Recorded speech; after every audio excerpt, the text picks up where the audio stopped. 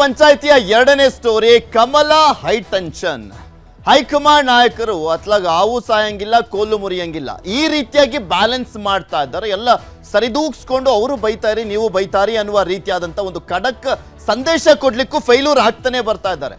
ಹೈಕಮಾಂಡ್ನ ಲೆಕ್ಕಕ್ಕೆ ಇಟ್ಕೊಂಡಿಲ್ಲ ನಾಯಕರು. ಆ ರೀತಿಯಾಗಿ ರಾಜ್ಯದಲ್ಲಿ ಪರಿಸ್ಥಿತಿ ಇರುವಂಥದ್ದು, ಟುಸ್ ಪಟಾಕಿ ಹೈಕಮಾಂಡ್ ಆಗ್ತಾ ಇರುವಂಥದ್ದು. ಎಷ್ಟೇ ಬಾರಿ ವಾರ್ನಿಂಗ್ ಕೊಟ್ಟರು ಕೂಡ ಅವ್ರು ಯಾರ ಮಾತಿಗೂ ಕೂಡ ಜಗ್ತಾ ಇಲ್ಲ, ಬಗ್ತಾ ಇಲ್ಲ. ಈಗ ಮತ್ತೊಮ್ಮೆ ಎಂಟ್ರಿ ಕೊಟ್ಟಂತೆ ಕಾಣಿಸ್ತಾ ಇದೆ. ಇದು ಇನ್ನೊಂದೊಂದು 2-3 ದಿನ ಇದಕ್ಕೊಂದು ಸ್ವಲ್ಪ ತೇಪೆ ಹಚ್ಚುವಂತ ಕೆಲಸ ಆಗುತ್ತೆ. ಹೈಕಮಾಂಡ್ ಹೇಳಿದಾರಲ್ವಾ, ಅದಕ್ಕೆ ಸ್ವಲ್ಪ ಸೈಲೆಂಟ್ ಆಗಿರ್ಬೇಕು ಅಂತ ಒಂದು 2-3 ದಿನ ಸೈಲೆಂಟ್ ಆಗಿರ್ತಾರೆ ಅಂತ ಕಾಣಿಸುತ್ತೆ.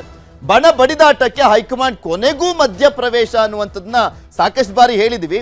ಆದ್ರೂ ಕೂಡ ಎಲ್ಲೋ ಒಂದೊಂದು ಸಂದೇಶವನ್ನ ಕೊಡ್ತಾ ಇದ್ದಾರೆ ಅಷ್ಟೇ. ಅದು ಯಾವುದನ್ನೂ ಸರಿಪಡಿಸುವಂತ ಕೆಲಸವನ್ನ ಮಾಡ್ಲಿಕ್ಕೆ ಆಗ್ತಾನೆ ಇಲ್ಲ ಬಿಜೆಪಿ ಹೈಕಮಾಂಡ್ ಕೈಲಿ. ಯಾವುದೇ ಪ್ರತ್ಯೇಕ ಸಭೆ ಸಮಾವೇಶ ನಡೆಸದಂತೆ ಎಚ್ಚರಿಕೆಯನ್ನ ಕೊಟ್ಟಿದ್ದಾರಂತೆ. ಅದೆಷ್ಟು ಮಟ್ಟಿಗೆ ವರ್ಕೌಟ್ ಆಗುತ್ತೆ ಕಾದ್ ನೋಡ್ಬೇಕು.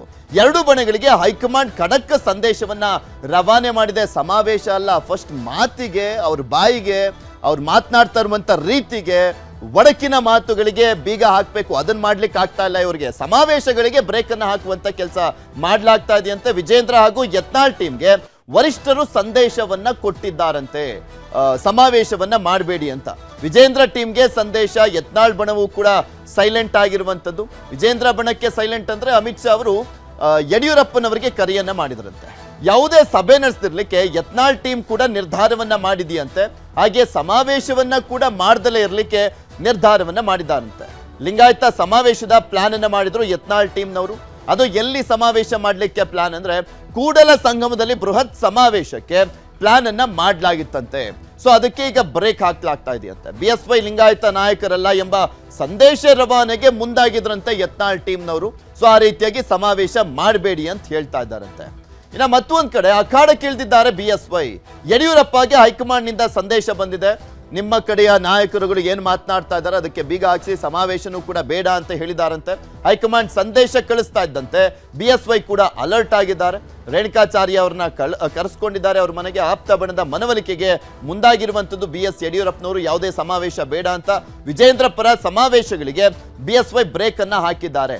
ಎಲ್ಲೂ ಕೂಡ ಅವರ ಫೋಟೋಗಳನ್ನ ಹಾಕಿಕೊಳ್ಳದೆ ರೇಣುಕಾಚಾರ್ಯ ಅವರು ವೀರಶೈವ ಲಿಂಗಾಯತ ಮಹಾಸಂಗಮ ಅಂತ ಬೆಂಗಳೂರಿನಲ್ಲಿ ಮಾಡಿದ್ರು, ಚಿಕ್ಕಮಂಗ್ಳೂರಿನಲ್ಲಿ ಮಾಡಿದ್ರು, ಹಾಗೆ ಬೇರೆ ಬೇರೆ ಕಡೆ ಎಲ್ಲ ಮಾಡ್ತಾ ಇದ್ರಲ್ಲ, ಅದಕ್ಕೆ ಬ್ರೇಕ್ ಹಾಕುವಂತ ಕೆಲಸವನ್ನ ಮಾಡಲಾಗ್ತಾ ಇದೆ.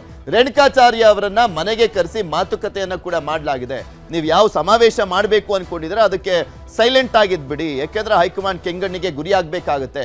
ಸಮಾಜದ ಮುಖಂಡರ ಸಭೆಗಳನ್ನ ನಡೆಸದಂತನೂ ಕೂಡ ಸೂಚನೆಯನ್ನ ಕೊಡ್ಲಾಗಿರುವಂಥದ್ದು. ಆದ್ರೆ ರೇಣುಕಾಚಾರ್ಯ ಅವರು ನಾವು ಪಕ್ಷದ ಹೊರತಾಗಿ ಸಮಾವೇಶವನ್ನ ಮಾಡ್ತೀವಿ ಅಂತ ಹೇಳ್ತಾ ಇದ್ದಾರೆ. ಅದಕ್ಕೆ ಯತ್ನಾಳ್ ಅವರನ್ನು ಕೂಡ ಕರೆಸ್ತೀವಿ ಅಂತ ಹೇಳ್ತಾ ಇದ್ರು. ಪ್ರತ್ಯೇಕ ಸಭೆ ಸಮಾವೇಶ ನಡೆಸದಂತೆ ಯಡಿಯೂರಪ್ಪನವರು ಹೇಳಿದ್ದಾರೆ.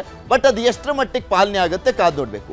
ಈ ವೇಳೆ BY ವಿಜೇಂದ್ರ ಕೂಡ ಇದ್ರಂತೆ ರೇಣುಕಾಚಾರ್ಯ ಅವ್ರನ್ನ ಕರೆಸಿ ಮಾತನಾಡುವಂತ ಸಂದರ್ಭದಲ್ಲಿ. BSY ಸೂಚನೆ ಬಳಿಕ ಸಭೆಗಳನ್ನ ಕೈ ಬಿಟ್ಟಿದ್ದಾರೆ ರೇಣುಕಾಚಾರ್ಯ ಅಂತ ಹೇಳಲಾಗ್ತಾ ಇರುವಂತದ್ದು. ಬಟ್ ಇದೆಲ್ಲವೂ ಕೂಡ ಡಿಪೆಂಡ್ ಆಗಿರುವಂತದ್ದು.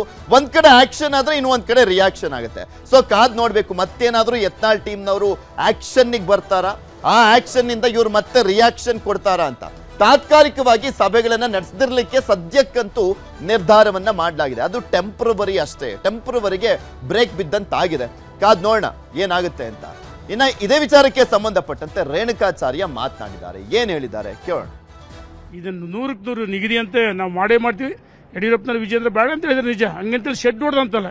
ಇದು ಸಮಾಜದ ಸಮಾವೇಶ ನಾವು ಮಾಡ್ತೀವಿ. ಸಮಾಜಮುಖಿಯಾಗಿ ನಾವು ಮಾಡೋ ಬೇಡ ಅಂತ ಸ್ಪಷ್ಟವಾಗಿ ಹೇಳಿದ್ರೆ, ಆದರೆ ಸಮಾಜ ಸಂಘಟನೆಯನ್ನು ಯಾವುದೇ ಕಾರಣಕ್ಕೂ ನಿಲ್ಲಿಸಲ್ಲ, ನಾವು ಮಾಡೇ ಮಾಡ್ತೀವಿ ಅಂತ ಹೇಳಕ್ಕೆ ಇಚ್ಛೆಪಡ್ತೀವಿ. ನಾನು ಅನಗತ್ಯವಾಗಿ ಸಂಘರ್ಷಕ್ಕೆ ಹೋಗಲ್ಲ.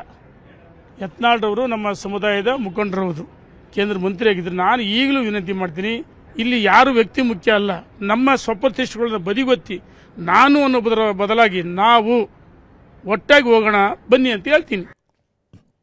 ಇನ್ನು ಇದೇ ವಿಚಾರಕ್ಕೆ ಸಂಬಂಧಪಟ್ಟಂತೆ ಮಾಜಿ ಸಚಿವ ಶ್ರೀರಾಮುಲು ಕೂಡ ಮಾತನಾಡಿದ್ದಾರೆ. ಅವ್ರು ಏನ್ ಹೇಳಿದ್ದಾರೆ ಕೇಳೋಣ. ನಮ್ಮ ರಾಷ್ಟ್ರೀಯ ನಾಯಕರು ಆಲ್ರೆಡಿ ಅವರು ತೀರ್ಮಾನನೇ ಅಂತಿಮವಾದಂಥ ತೀರ್ಮಾನ ಆಗುತ್ತೆ. ಯಾಕಂದರೆ ಇವತ್ತು ಎಲ್ಲರೂ ಕೂಡ ನಾನು ಅವಕಾಶ ಸಿಕ್ಕಂಥ ಟೈಮಲ್ಲಿ ಕೂಡ ರಾಷ್ಟ್ರೀಯ ನಾಯಕರ ಹತ್ರ ಕೂಡ ನಾನು ಮಾತಾಡಿದಂಥ ಟೈಮಲ್ಲಿ ಕೂಡ ಅವ್ರು ಒಂದೇ ಮಾತು ಹೇಳಿ, ಶ್ರೀರಾಮುಲವರೇ ಎಲ್ಲ ಅವಕಾಶಗಳು ಎಲ್ಲರಿಗೂ ಕೂಡ ಸಿಗ್ತಾವೆ. ಯಾರಿಗೇನು ಇವತ್ತು ಪೊಲಿಟಿಕಲ್ ಪಾರ್ಟೀಸಲ್ಲಿ ಅವಕಾಶಗಳು ಸಿಗಲ್ಲ ಅನ್ನೋಂಥದ್ದು ಏನಿಲ್ಲ. ಸಮಯ ಅಂದರೆ ನಾವು ರಾಷ್ಟ್ರೀಯ ನಾಯಕರು ಮುಂದಿನ ದಿನಗಳಲ್ಲಿ ರಾಷ್ಟ್ರೀಯ ನಾಯಕರು ಒಂದು ಅಂತಿಮವಾದಂಥ ತೀರ್ಮಾನಕ್ಕೆ ಬರ್ತೀವಿ ಅಂತ ಹೇಳಿದಾರೆ. ಆ ಬರೋ ತನಕ ಕೂಡ ನಾವೆಲ್ಲರೂ ಕಾಯಬೇಕಾಗುತ್ತೆ. ಅವರ ಅಂತಿಮವಾದಂಥ ತೀರ್ಮಾನ ಏನು ತೊಗೊತಾರೋ ನಾವೆಲ್ಲರೂ ಕೂಡ ಕಾಯವಾಚ ಮನಸ್ಸಿಂದ ನಾವೆಲ್ಲರೂ ಕೂಡ ತಲೆಬಾಗಿ ಕೆಲಸ ಮಾಡಬೇಕಾಗುತ್ತೆ. ಇಲ್ಲ, ನನ್ನ ಒಪಿನಿಯನ್ ಪಾರ್ಟಿ ಡಿಸಿಷನ್ ಏನಿದೆಯೋ ಆ ಪಾರ್ಟಿ ಡಿಸಿಷನ್ನೇ ಅಂತಿಮವಾದಂಥ ಡಿಸಿಷನ್ ಆಗುತ್ತೆ. ಯಾಕಂದರೆ ರಾಮ್ಲೂರು ಏನೇ ಇದ್ದರೂ ವೈಯಕ್ತಿಕವಾದಂಥ ಡಿಸಿಷನ್ನು ನಾನು ಏನಿದ್ರೂ ಕೂಡ ಪಾರ್ಟಿ ಮೇಲೆ ಅವಲಂಬಿತವಾದಂಥನು. ಪಾರ್ಟಿ ರಾಷ್ಟ್ರೀಯ ನಾಯಕರು ಏನೇ ತೊಗೊಳ್ಳಿ ಅವ್ರನ್ನೇ ಮುಂದುವರ್ಸಂಗಿದ್ರೆ ನಂದೇನು ಅಭ್ಯಂತರ ಇಲ್ಲ. ಇಲ್ಲ ರಾಮ್ಲ ಅವರು ತೆಗಿಯಂಗಿದ್ರೆ ಕೂಡ ನಂದೇನು ಅಭ್ಯಂತರ ಇಲ್ಲ. ಅವ್ರು ಉಳಿಸಂಗಿದ್ರೆ ಉಳಿಸ್ಲಿ, ತೆಗಿಯಂಗಿದ್ರೆ ತೆಗಿಲಿ, ನಂದೇನು ಅಭ್ಯಂತರ ಇಲ್ಲ. ಪಾರ್ಟಿ ಏನು ಹೇಳ್ತಾನೋ ಆ ಪ್ರಕಾರ ನಾನು ಕೆಲಸ ಮಾಡ್ಕೊಂಡು ಹೋಗ್ತೇನೆ.